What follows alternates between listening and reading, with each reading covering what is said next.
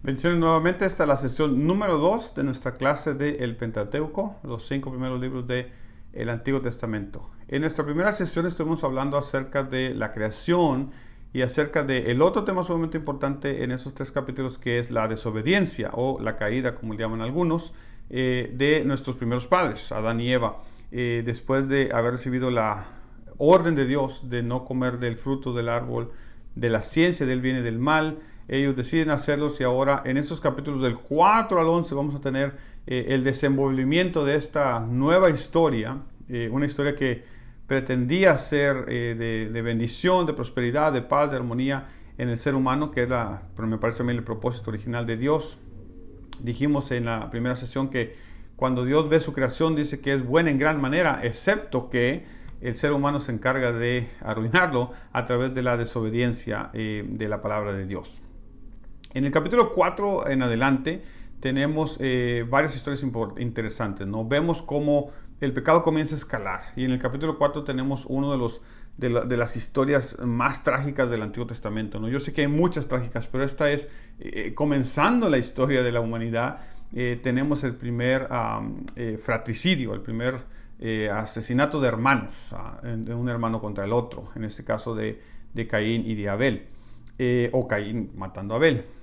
Y la historia es muy interesante, primero porque comienza con una frase, y Reina Valera lo dice, que cuando Eva concibió su primer hijo, ella dice las siguientes palabras, y esto llama mucho la atención: por voluntad de Jehová he adquirido varón. A mí me parece, eso es una opinión personal, que si usted recuerda Génesis 3:15, la primera promesa, o el protoevangelio como le llaman muchos, ¿no? La primera promesa de la redención que vendría en algún momento hacia la humanidad.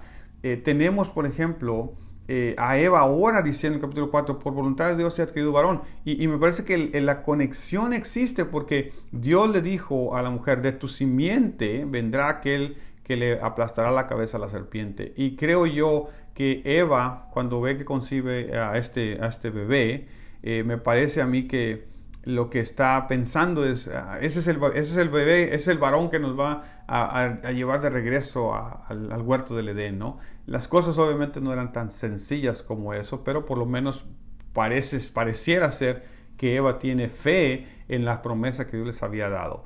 Pero después los dos primeros hijos crecen, primero a Caín, después Abel, perdón, y cuando dice el texto que andando el tiempo, Caín trae una ofrenda. Y muchas veces, a veces se malentiende un poquito este pasaje, pensando que Dios se agrada más de la ofrenda de Abel que la de Caín. Pero si usted lee detenidamente este pasaje, uno nota que el agrado de Dios no es solo la ofrenda, el agrado de Dios es la persona. El texto claramente dice que Dios vio con agrado a Abel y a su ofrenda. En otras palabras, la persona es primero. Cuando usted y yo traemos ofrendas a Dios, una de las cosas que necesitamos recordar es que Dios nos ve primero a nosotros. Podemos traer una ofrenda muy grande, podemos traer una ofrenda de mucho dinero, pero si nuestro corazón no está bien, si nuestra relación personal con Él no está bien, la ofrenda, mis hermanos, realmente es lo de menos. La ofrenda de Caín era muy buena. O sea, algunas personas han dicho, no, es que Dios, los animales, porque esos van a ser parte del sacrificio. Está bien, puede ser, pero yo lo que quiero que notes es de que la ofrenda de Caín no le da las obras. Caín le da una buena ofrenda a Dios, pero puedes notar una diferencia en Abel, porque Abel dice que escoge de lo mejor de sus corderos, ¿no? De sus animales, para traerla a Dios. Entonces, yo pregunto, ¿quién es la persona que escoge lo mejor para dárselo a Dios?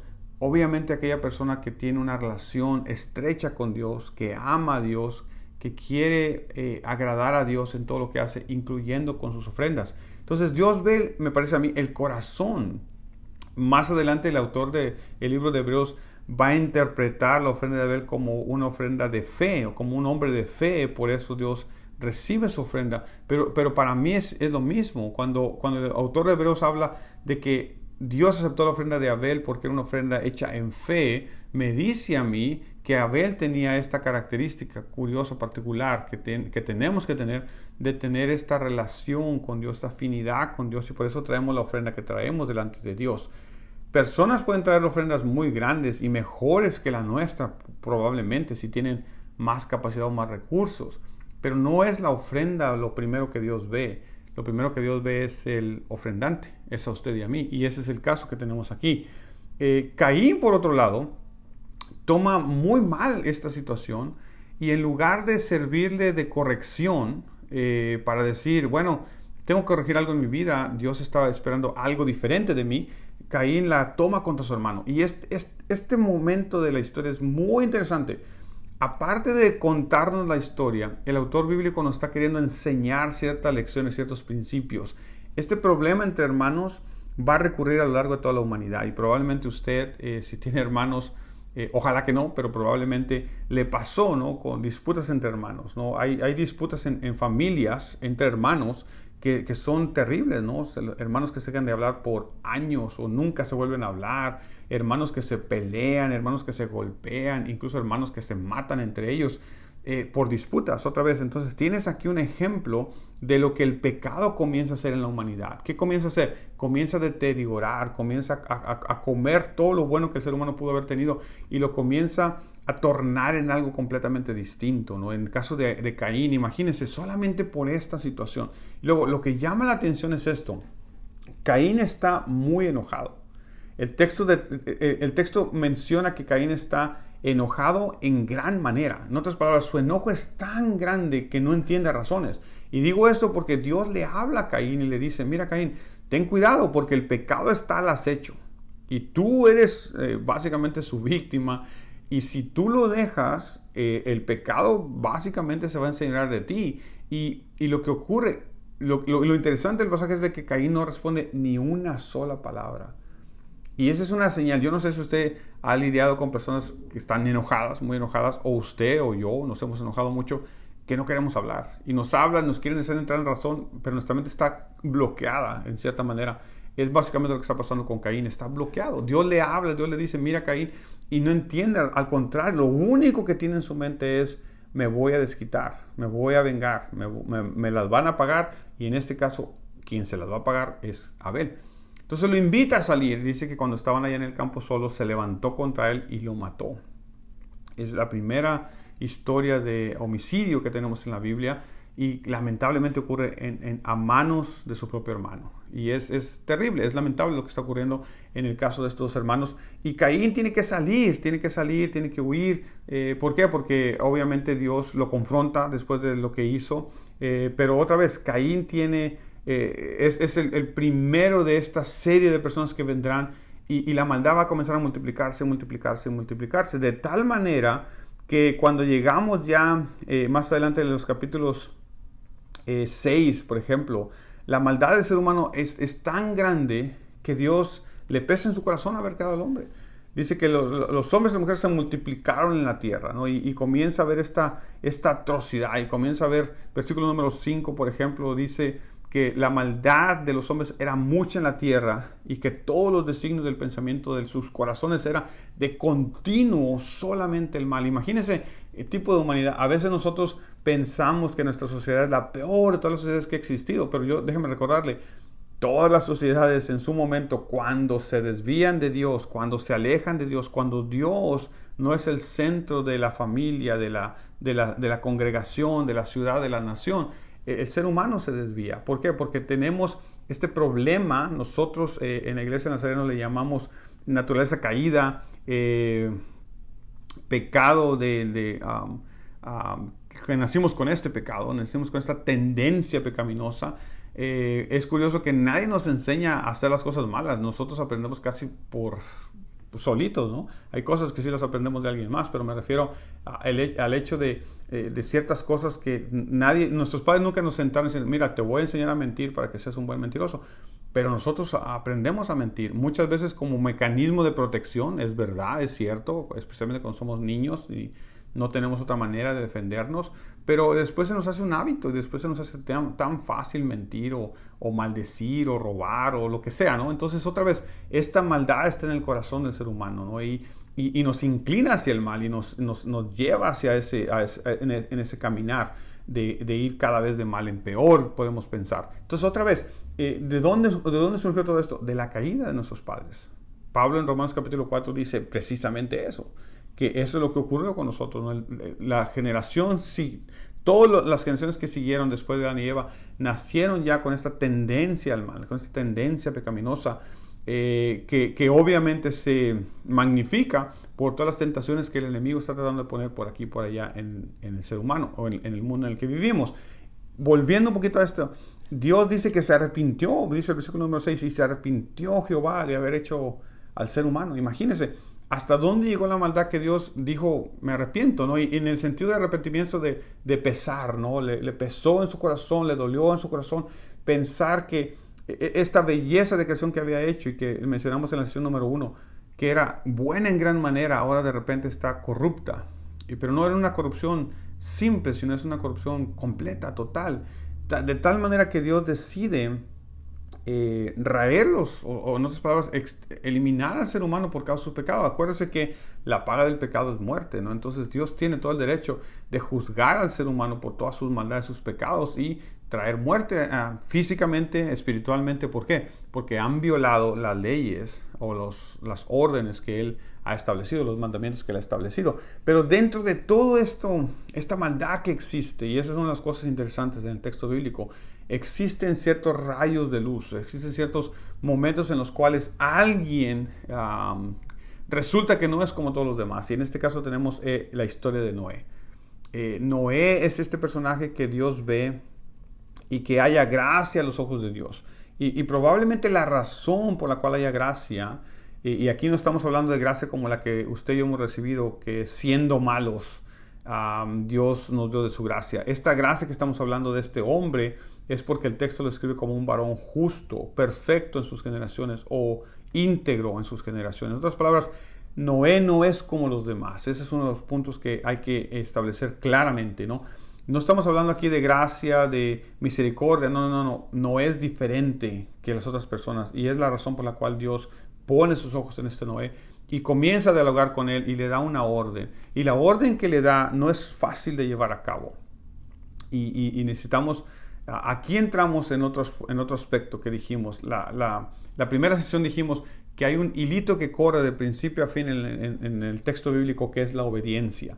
Pero esta obediencia está basada en la fe que tenemos en Dios. Si le creemos a Dios, vamos a creer su palabra y vamos a creer lo que Él dice y vamos a accionar conforme a lo que Él dice. Noé es un ejemplo de esto. A Noé se le pidió que hiciera una obra titánica, que hiciera una obra enorme.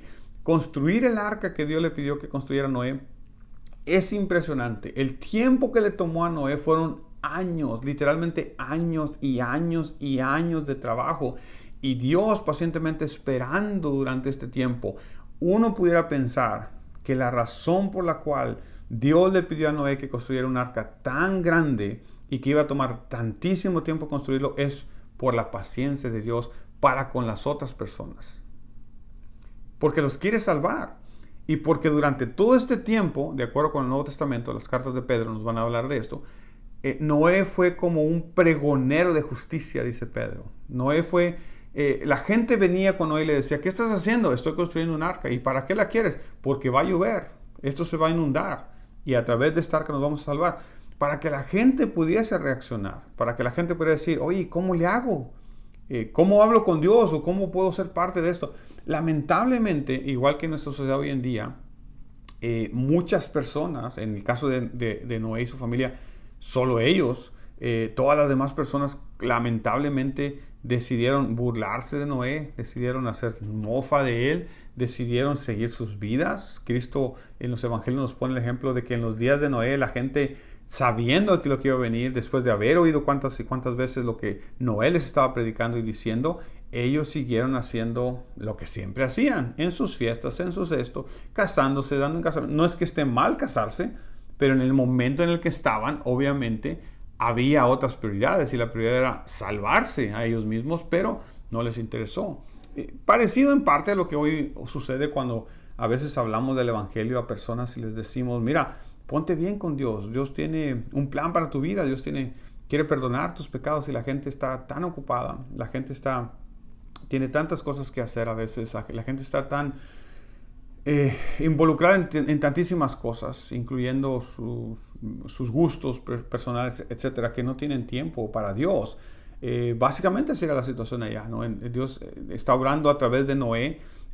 Noé está testificando, ¿no? Cada día que pasa, Noé construyendo esta arca. Imagínense cuando el arca comienza a tomar forma y comienza a crecer y comienza a edificarla, y cuando ya casi está lista, y cuando comienzan los animales a entrar. Todo ese tiempo era un tiempo de testimonio para estas personas, testimonio que rechazaron una y otra vez. Y cuando vino el diluvio y estas personas perecieron en el diluvio, obviamente no tenían excusa, ¿no? Y creo yo que parte de todos estos años que no estuvo trabajando y que Dios le permitió trabajar durante todo este tiempo y testificar durante todo este tiempo, tiene que ver con este Dios justo que tenemos usted y yo, el cual le da oportunidad a las personas, el cual está más interesado en salvar a las personas que en que las personas se pierdan.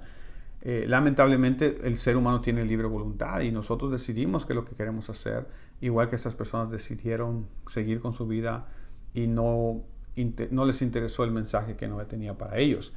Noé y su familia se salvaron, y esa es una opinión personal. Yo creo que la familia de Noé se salvó por Noé, y ese es otro mensaje muy importante para nosotros, especialmente nosotros que estamos perseverando en los caminos del Señor, y que a veces tal vez tu familia o su familia, la familia suya, no está en los caminos del Señor. Usted siga perseverando, porque a través de tus oraciones, tu testimonio, tu servir al Señor, Dios está obrando en tu familia, Dios obrará en tu familia, ¿no? En el caso de Noé, Dios salva a la familia por causa de Noé, me parece a mí. En ningún momento se habla acerca de que la familia de Noé era bien justa, o que las nueras, o que esto, que lo otro. No, es por causa de la justicia de este hombre que su familia también recibe esta bendición. No estamos hablando de salvación aquí, estamos hablando de bendición, estamos hablando de una oportunidad, en este caso de seguir viviendo versus las personas que perecieron. De estas generaciones viene otra vez a poblarse la tierra, de las generaciones de los hijos de Noé.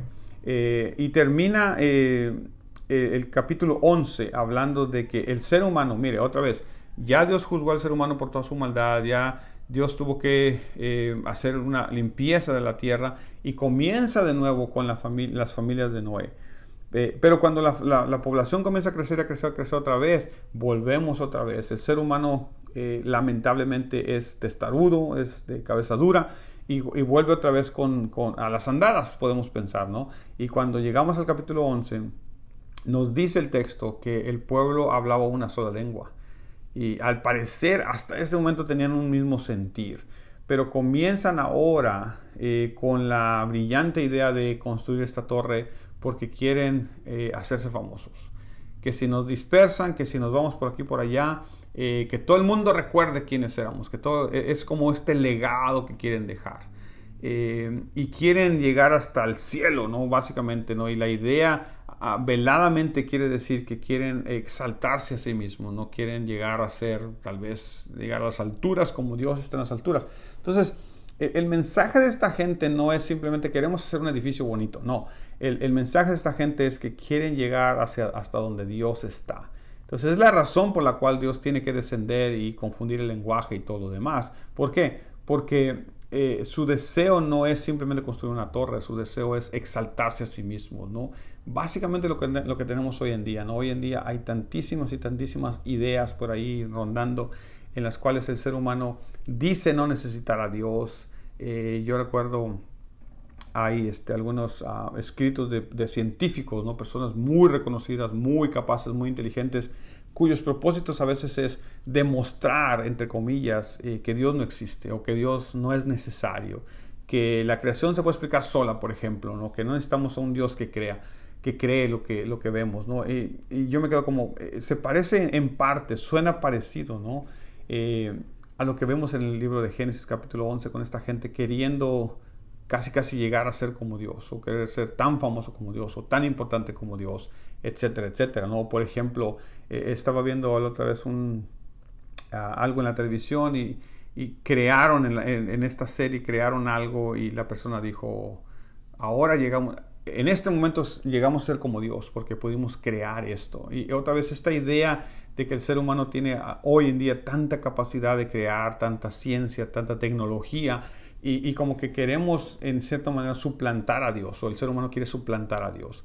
Bueno, eso es un problema porque de acuerdo con Génesis capítulo 11, Dios desciende y confunde al ser humano, ¿no? Tan sencillo como confundirles el idioma y se acabó el proyecto tan bonito que tenían, la armonía que parece ser que tenían, se acabó en un instante, ¿no? Pero también nos dice este pasaje, nos dice algo que es muy importante para nosotros como miembros de la iglesia, como miembros del cuerpo de Cristo.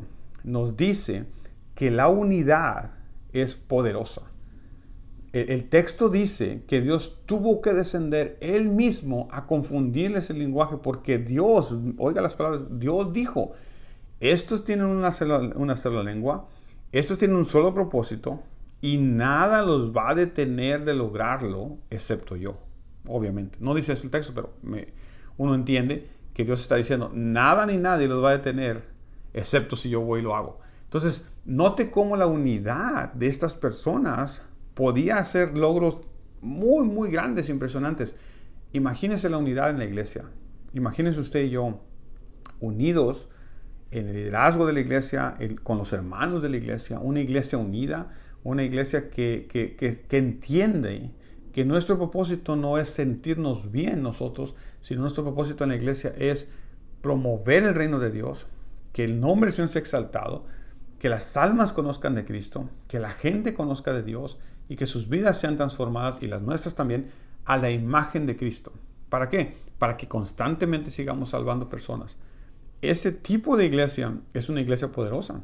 Es una iglesia que cuando Dios la vea va a decir, a estos nada los va a detener del propósito que tienen de seguir avanzando con el reino de Dios y seguir haciendo los propósitos, seguir alcanzando las almas, como dije, seguir siendo esa iglesia que Dios está buscando que seamos usted y yo constantemente. Esa es la historia. Termina Génesis capítulo 11 hablando acerca de de Abraham, perdón. Y la razón que termina hablando de Abraham es porque esa va a ser la conexión. Durante los primeros capítulos, del 1 al 11, Dios estuvo lidiando con la humanidad en general.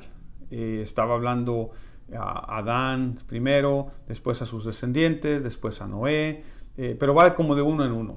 Pero el ser humano una y otra vez, como dije, ¿no? Primero la desobediencia de Adán, después el ser humano corrompiéndose completamente, Génesis capítulo 6, viene el diluvio, Génesis capítulo 11, el ser humano una vez más que se hace numeroso, comienza otra vez a unirse, pero con propósitos completamente equivocados. Entonces ahora Dios va a optar por un plan diferente. Y este plan es seleccionar a una persona. Y en ese caso le va a tocar el privilegio a Abraham. Dios le va a dar ese privilegio. Y Abraham obviamente va a responder ese privilegio. De este hombre, Dios va a crear o va a formar un nuevo pueblo. Y este nuevo pueblo que va a formar va a ser el pueblo que Dios va a usar para establecer su reino. Yo quiero en estos últimos minutos hacer una aclaración que me parece que es importante.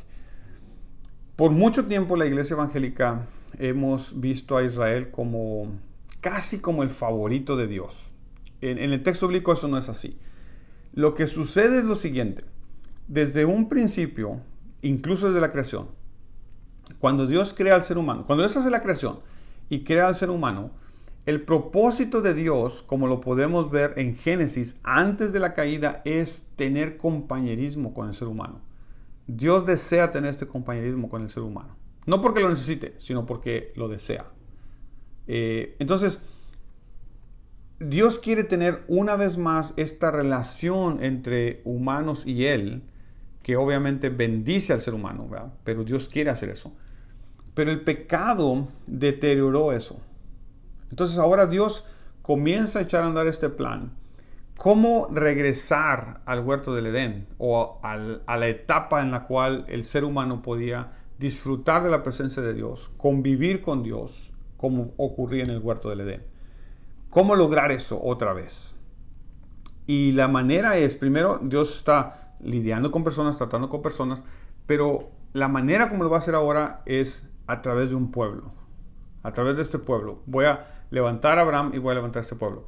No porque el pueblo sea lo importante. Israel no es el reino de Dios, pero tampoco lo es la iglesia, porque también esa fue una equivocación que, gracias a algunos teólogos, específicamente Agustín de Hipona, que igualaron la iglesia con el reino de Dios, y eso no es verdad. El reino de Dios es completamente distinto. La iglesia, Israel y la iglesia son un producto del reino de Dios. En otras palabras, Dios quiere establecer su reino sobre la tierra, su reinar sobre los corazones del ser humano y volver otra vez a tener un pueblo y que Él sea este Dios, como lo podemos ver en Apocalipsis, ¿no? Cuando dice, allá no hay sol, no hay necesidad de nada de eso porque Dios es su lumbrera, ¿no? Porque el Cordero, Dios y el Cordero son lo que el ser humano necesita. Y ustedes serán mi pueblo y yo seré su Dios. Esa frase se repite varias veces en el texto bíblico, porque ese es el deseo de Dios. Entonces Dios va a elegir a este hombre, a Abraham, para que de su descendencia formar este pueblo. Pero este pueblo es formado por causa de lo que Dios quiere hacer, de establecer su reino sobre la tierra. Entonces Israel es un instrumento en las manos de Dios para llevar a cabo este plan que dijimos, ¿no? En el momento que Israel fracasa y que no entiende cómo va por el plan, entonces el Mesías, Jesucristo, cuando viene, y la fundación de la iglesia es otra vez, es esta idea de crear un pueblo que alabe a Dios, que sirva a Dios, que sea su pueblo, para Él ser el Dios de este pueblo. Esa es la razón por la cual cuando Jesucristo escoge a los 12, no escoge a los 12 porque le gusta el número 12, escoge a los 12 porque son en cierta manera, simbólicamente, un reemplazo de las 12 tribus de Israel. 12 tribus, 12 discípulos. Jesús está diciendo, estos 12 es el nuevo Israel. Y es básicamente lo mismo que Pablo va a decir en Romanos capítulos 9, 10 y 11, cuando habla acerca de esta nueva creación. Esta nueva creación es este pueblo nuevo, estos creyentes, estos cristianos que son este nuevo pueblo de Dios. Ahora en el mundo existen 3 grupos diferentes de personas: judíos, gentiles y cristianos.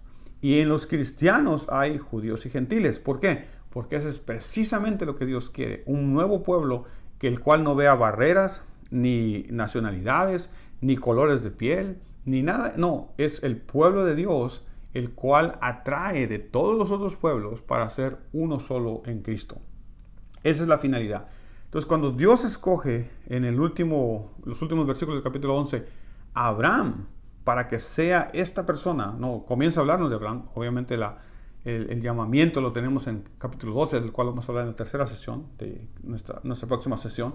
Pero cuando hablamos de Abraham, esa es la razón por la cual Génesis 11 termina con la mención de Abraham, porque ahora Abraham se va a volver en cierta manera el protagonista del resto de la historia del Antiguo Testamento. Así es de que en algún momento Dios va a tener un diálogo con él, lo va a sacar de esta idolatría en la que vive y lo va a llamar a que lo siga solamente a él y para de él formar este nuevo pueblo llamado Israel, del cual Dios traerá a su Mesías y con el cual Dios tiene planes y propósitos. Pero estaremos hablando más adelante en detalle de todo eso. Bendiciones, esta ha sido nuestra segunda sesión.